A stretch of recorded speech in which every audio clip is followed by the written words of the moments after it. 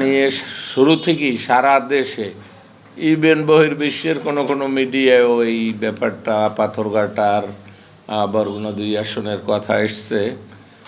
তো এমন কিছু কাজকর্ম হয়েছে যেটা আরও এই ব্যাপারটাকে জটিল করেছে। তো আমার দৃষ্টিতেও এখানে আমি জানি না কেন আমরা শুরু থেকেই বলেছি যে শান্তিপূর্ণভাবে নির্বাচন হোক, এই নির্বাচনটা জাতির জন্য অত্যন্ত গুরুত্বপূর্ণ। কাজেই যে যাকে চায় তাকেই ভোট দিবে এবং সে হোক, এটা আমাদের কথা। কিন্তু মিষ্টি কথা বললেও আমাদের প্রতিদ্বন্দ্বী প্রার্থী, বিশেষ করে জনাব নুরুল ইসলাম মনি ভাই, যিনি একজন সম্ভ্রান্ত অভিজ্ঞ পার্লামেন্টেরিয়ান, অতীতে তার অভিজ্ঞতা রয়েছে, তারপরও তিনি কেন এমন কাজের সাথে জড়িত বা এমন কাজকে উৎসাহিত করেন আমাদের বোধগম্য নয়। এটা দেশ এবং জাতির ভাবমূর্তি নষ্ট করার পক্ষেই চলে যাচ্ছে। সুনির্দিষ্টভাবে যদি জানতে চাই যে প্রশাসন কি শুধুমাত্র ঝুঁকিপূর্ণ তালিকায় কাগজ কলমে রেখেছে, নাকি মাঠ পর্যায়ে কোনো তাদের কঠোর তৎপরতা আপনারা দেখেছেন?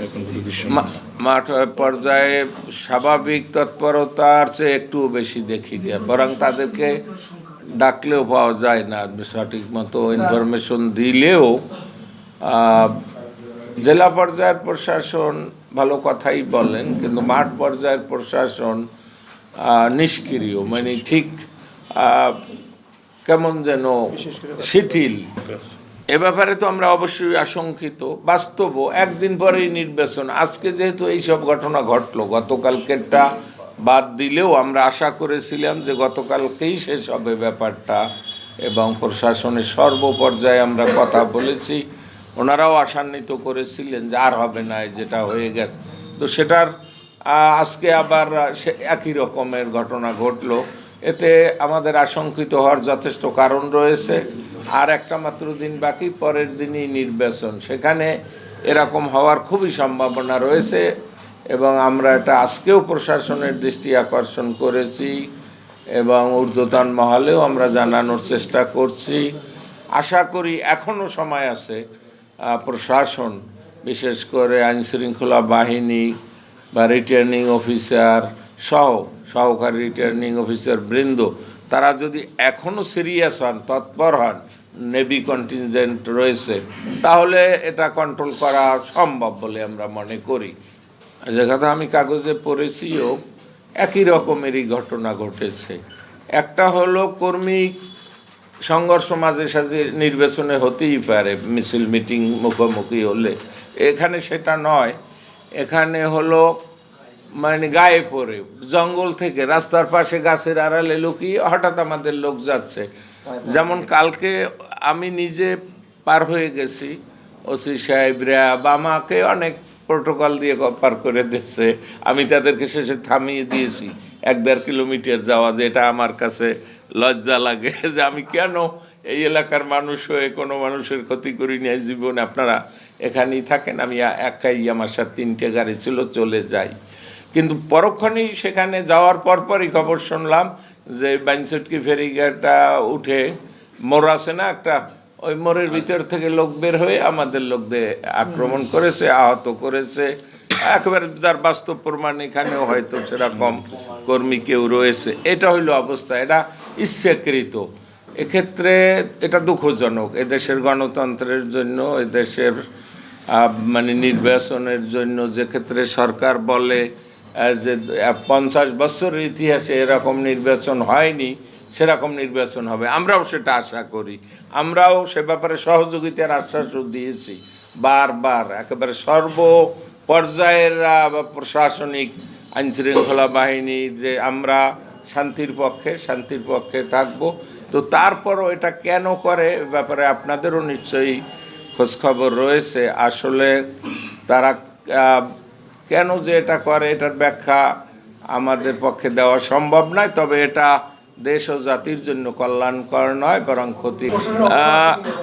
এটা স্পষ্ট করে বলা কঠিন, তবে প্রশাসন শিথিল, যে কথাটা তারা মুখে বলেন, দাবি করেন, ঊর্ধ্বতন মহল থেকে আমাদেরকে আশ্বস্ত করা হয়, সেই বাস্তবতায় সেটা দেখি না। হ্যাঁ, বিশেষ করে পাথরঘাটা উপজেলায় এখন এতে কিছুটা তো বটেই, কারণ কালকে একটা ঘটনা ঘটেছে, তখন আমার প্রতিদ্বন্দ্বী প্রার্থী ওই ফেরিঘাটায় উপস্থিত ছিলেন নিজে, তার উপস্থিতিতে তার কর্মীরা এই ঘটনা ঘটিয়েছে, তার উপস্থিতিতে এই কথাটা বলাই মানানসই একজন সম্মানী লোকের, তার উপস্থিতিতে তার কর্মীরা, তিনি বারণ করেন নাই বা কোনো ইয়ে করেন নাই, এর অনেক সাক্ষী অনেকে আমাকে বলেছে যে তার কর্মীরা তার উপস্থিতিতেই আমাদেরকে মেরেছে, নদীতে ফেলে দিয়েছে, বিভিন্ন রকম। তার থেকে আমরা বুঝতে পারি যে এটা শুভ লক্ষণ নয় বা এটা ভালো কিছু নয়। না, এখন পর্যন্ত আমরা সেরকম, কারণ বাংলাদেশের 300 ভাগের 1 ভাগ আমরা, একটা আসন, তো সারা দেশে এখন পর্যন্ত কিছু ঘটনা ঘটেছে, ব্যতিক্রমী ঘটনা, তারপরও আমরা দেখি যে সন্তোষজনকও বলা যায় অ্যাজ এ হোল। অতীতের নির্বাচনের ইতিহাস, বিভিন্ন সময়েরই নির্বাচনে যে হাঙ্গামা হয়েছে সেই তুলনায় কিন্তু বাস্তব ভালোই রয়েছে। তো তারপরও পাথরঘাটার ব্যাপারটা, যেহেতু সুন্দরবনটা কাছে, এটাও একটা মানে চিন্তার কারণ।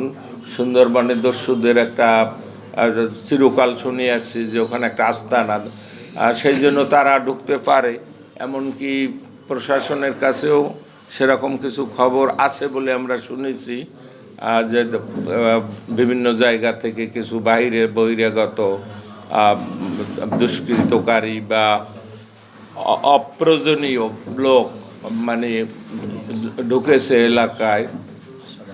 তারপর এখন পর্যন্ত আমরা, কেন্দ্র আমাদেরকে উৎসাহিতই করতেছে এবং আমরাও চাই নির্বাচন শান্তিপূর্ণভাবেই হোক। এখনও আমরা এটার পক্ষে, বর্জন বা এই ধরনের কোনো চিন্তা এখন পর্যন্ত আমাদের মাথায় আসেনি।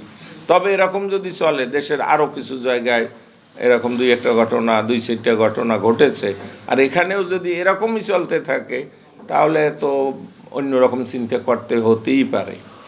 তিনি দলীয়ভাবে অতীতে নানান দল করেছেন, আপনারা জানেন না, বিভিন্ন দল। বর্তমানে তিনি কোনো দলে নাই, এটা সত্য কথা।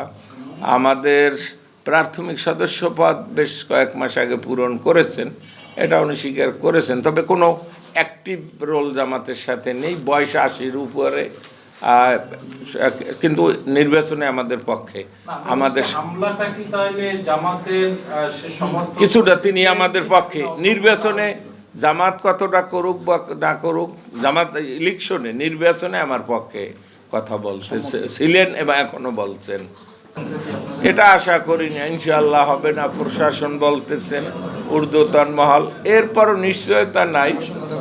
হ্যাঁ, হলে হতেও পারে, অনেক কিছুই হয় যেটা বলা যায় না। তবে আমরা এখনও আশাবাদী যে এরকম হবে না, যেহেতু সরকার, আজকেও আমি পুলিশ প্রশাসন, ডিসি সাহেব এদের সাথে কথা বলেছি, নৌবাহিনীর লোকদের সাথে, পুলিশের আরও ঊর্ধ্বতন মহলে, সবাই বলে যে না, নির্বাচনের দিন বা নির্বাচন এর আগে পরে বড় কোনো ধরনের অঘটন হবে না, গ্যারান্টি নাই।